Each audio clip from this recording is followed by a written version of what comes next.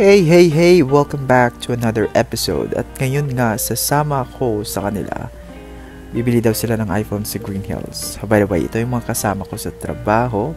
At ayan na nga, nag-book na sila ng Grab. Yarn. Sasakay na kami para pupunta ng Green Hills. At para makabili sila ng iPhone. At saka matagal na sila talagang nagbabalak bumili ng iPhone.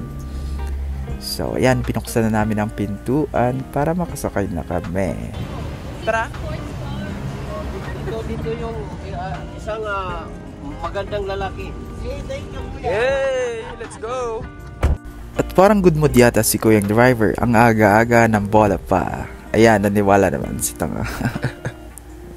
Pwede na maka-charge? Hindi. Oy! Charge lang pala sa'yo. Asan ang charger nyo? Dong, pwede ka charger dong. Anong charger dong? Yung ano lang, itong yung cable lang. At ayan na nga, nakarating na kami sa Green Hills. Ang aming paroroonan. May mahanap kaya kaming iPhone? We'll see. Ilan yung battery ka? 256 ba yan? 64. 77 ba? Ang balak ng kasama ko ay magti-trade in sa iPhone 11 Pro. At meron siyang iPhone XS Max 64GB. May makukuha kaya siyang iPhone 11 Pro? We'll see.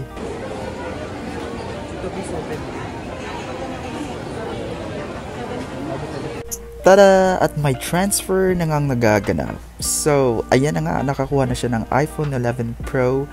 Trade niya yung XS Max niya. At prepare na yung phone niya. At ayun na nga, for sure magme-mirror selfie na yan. Pustahan pa tayo. 13. Patingin ng likod. Ilang camera? 12. With charger, tempered, saka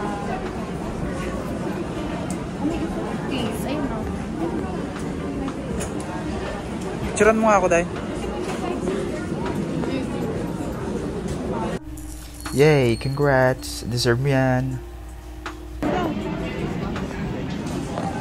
At eto pa, nung pauwi na kami, nag-grab ulit kami.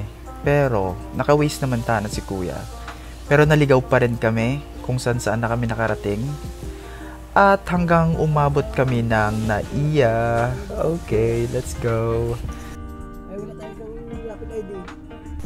At ayan na nga, naawa na lang kami kay kuya. Kay Lunggoren pala ito.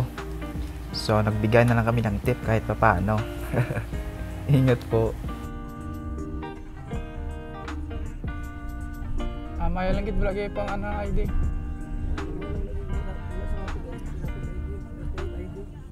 Ari na gawas ng gagong awis, no?